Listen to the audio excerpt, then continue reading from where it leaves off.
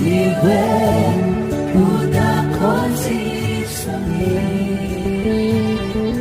Niwe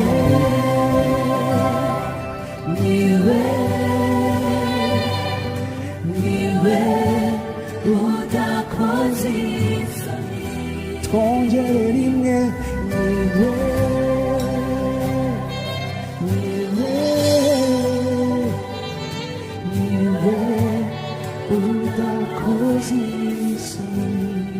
Amen. Ese twamwongera amashyi Yesu udakoza isoni.